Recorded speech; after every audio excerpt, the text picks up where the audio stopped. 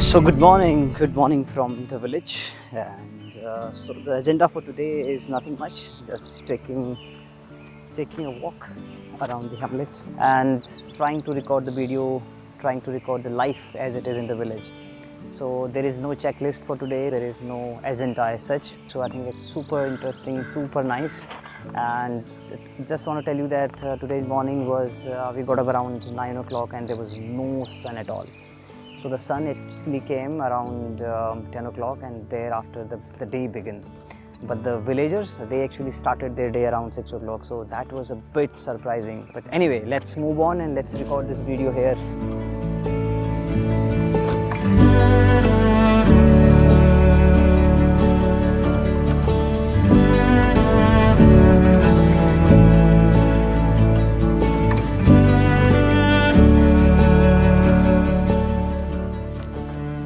Okay, so we have reached a place called Bhumyadhar, and this is where the village temple is situated, Kalchini Mandir. As we have communicated with you that there is no such big plans and just roaming around. In the cities, you know that we always expect something from the day. If nothing important happens in a day, then we feel that the day is wasted.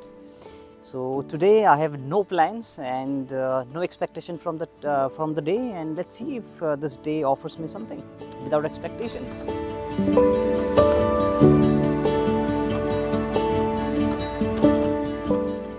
So I've got a question for you, Mr. Roshan. That so as you were in Delhi a few weeks ago, Yes. so what is the difference between the morning in the cities and morning in the villages? The morning in the village and the morning in the city are quite different. Both feels very different.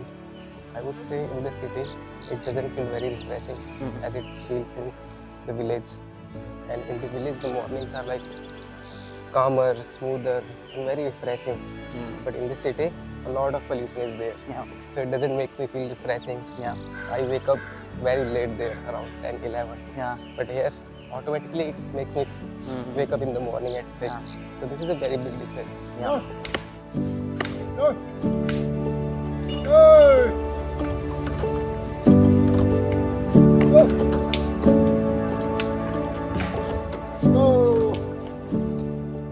Good evening everybody, and the time is 5 o'clock and we are taking a stroll around the fields here. So such a nice place, such a beautiful place, complete peace here you will get, and there is no extra noise at all. So the day it went really very well, nothing special, and that's the point.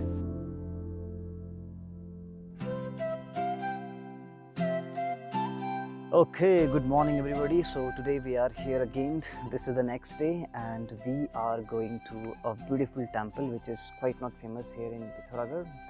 The temple name is Godigarh, and thereafter we'll be going Patal Bhuneshwar as well. So right now we are a place called Kalkatia that is very close to Patal Bhuneshwar. So we left our village around 8 o'clock, so the time is right now around 9.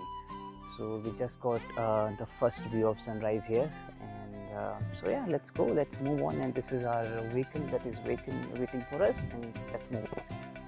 So we have reached at this point now, and just behind me there is a temple, Godigarh temple, और इतना सुंदर और इतना organise temple मैंने आज तक कभी नहीं देखा.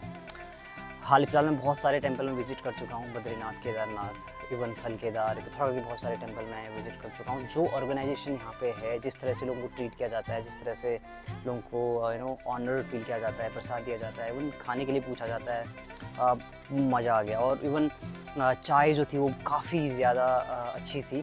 तो आज का जो दिन था वो हमने सोचा था कि हम पाताल भुवनेश्वर से होते हुए यहाँ पे निकलेंगे, तो हम गांव से हमने क्रॉस किया Patal Bhuvaneshwar and then we are here, and शायद शाम तक और इसके बाद हमारी जो यात्रा रहेगी वो पाताल भुवनेश्वर की रहेगी. तो मैं यही कहना चाहूँगा कि जो यहाँ की जो यात्रा थी वो बहुत ही ज़्यादा सुंदर थी, and I really enjoyed it, and I really recommend everyone, recommend this place to everyone, that everyone must visit here and actually enjoy the spirituality around and the see the blessing of God here. कितनी सुंदर जगह पे ये है, and इसी बीच में आपको अपनी सहयात्रियों से भी उनके अनुभव की उनका कैसा अनुभव रहा ये जानने को देखते हैं. चलो मिलते हैं उनसे. पहली बार मैंने एक ऐसा मंदिर देखा जहाँ पे इतनी बड़ी मात्रा में श्रद्धा देखने को मिली लोगों के द्वारा, क्योंकि यहाँ के जो लोग थे वो काफ़ी अच्छे हैं और जिस तरीके से इन्होंने मंदिर में व्यवस्था बना रखी है वो काफ़ी शानदार है।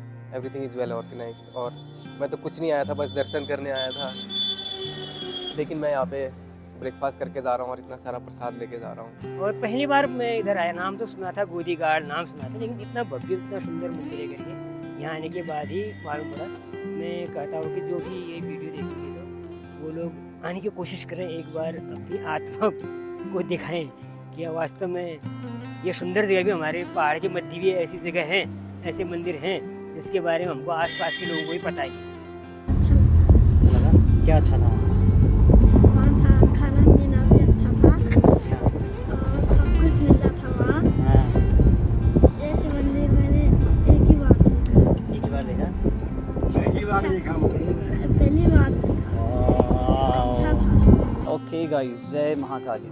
We have reached the place called माँ कालिका, हाट कालिका मंदिर, एंड हम यहाँ पहुँच चुके हैं और जो हमारी यात्रा है वो गोदी घाट से यहाँ की लगभग करीबन हमें 45 मिनट्स के आसपास लगे होंगे। और उसके बाद यहाँ की जो मान्यताएं हैं, आपकी जो प्रसिद्धि है वो आपने देखा ही होगा। आदि गुरु शंकराचार्य जी ने इस मठ की स्थापना यहाँ पे की थी। उसके बाद हज़ारों की संख्या में लोग हर साल यहाँ पे आते हैं और बहुत सारी आपको घंटी यहाँ पे मिलेंगी। तो घंटियाँ जो हैं वो कुमाऊँ रेजिमेंट के द्वारा स्थापित की गई हैं। तो ऐसी मान्यता है कि जो कुमाऊँ रेजिमेंट है उनकी ये ईष्ट देवी है। और मे बी मेरा डेटा थोड़ा गलत हो सकता है, मे बी 1918 के टाइम पे जब वो शिप में थे, एक जहाज़ में थे, तो वो डूबने ही वाला था। तो सारे टेक्निकल फेलियर हो चुके थे, सारी कोशिश हो चुकी थी और बस अबाउट टू सिंक, डूबने ही वाला था। तो उसके बाद जब वो सारे जवानों ने जय माँ काली की जयकारे लगाए तो जो उनका शिप है, जो उनका जहाज़ है वो किनारे हो गया। तो उसी एक चमत्कारिक आप कह सकते हैं, उसकी वजह से यहाँ पे जो महाकाली मंदिर में है, यहाँ कुमाऊँ रेजिमेंट के, आप बहुत सारे घंटियाँ, गेट, ये सारे बनी हुई हैं। So I really want everybody to come here and visit this place and catch the vibe of this place. The place is spiritually rich and also it is in the middle of the all Devdar trees. And let's move on and we'll visit another temple that is in Patal Bhuneshwar. Let's move ahead. तो हम पहुंच चुके हैं gate पे।